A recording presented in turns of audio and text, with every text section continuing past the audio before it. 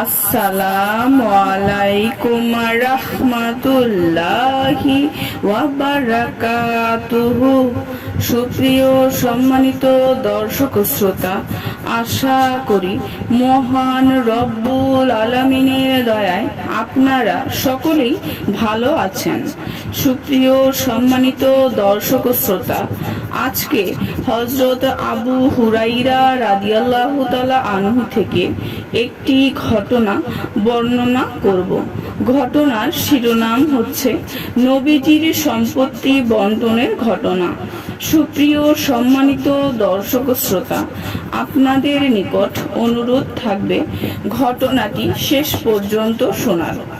একদা হযরত আবু হুরাইরা রাদিয়াল্লাহু তাআলা আনহু মদিনা মুনাওয়ারার বাজার দিয়ে কোথাও যাচ্ছিলেন। তিনি দেখতে পেলেন সাধারণ মানুষ দুনিয়াবি কাজ কারবারের ভীষণ ব্যস্ত। তিনি চিৎকার করে বলতে লাগলেন, হে মদিনাবাসী, তোমরা এখানে বসে আছো আর ওদিকে আল্লাহর রাসূল সাল্লাল্লাহু আলাইহি ওয়াসাল্লামের তেজ্য সম্পত্তি বন্টন করা হচ্ছে।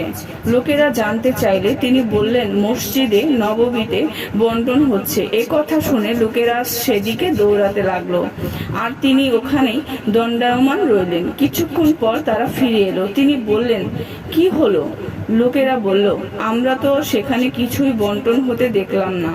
তখন হযরত আবু হুরাইরা রাদিয়াল্লাহু তাআলা আনহু জিজ্ঞাসার সুরে বললেন, মসজিদের ভেতর কি কেউ ছিল না? তারা বলল, কেন থাকবে না, অনেক লোকই তো ছিল। তাদের মাঝে কেউ নামাজ আদায় করছিল, কেউ কোরআন পাক তেলাওয়াত করছিল, কেউ কেউ আল্লাহর জিকিরে মশগুল ছিল, আর কিছু লোক হালাল হারাম বিষয়ে আলোচনায় রত ছিল। আবু হুরাইরা রাদিয়াল্লাহু তাআলা আনহু বললেন, আফসোস তোমাদের বিবেক বুদ্ধির উপর। তোমাদের নবীর রেখে যাওয়া সম্পত্তি থেকে তোমাদের আর কি চাওয়ার রয়েছে? সুপ্রিয় সম্মানিত দর্শক শ্রোতা, আজকের ঘটনাটি এই পর্যন্তই।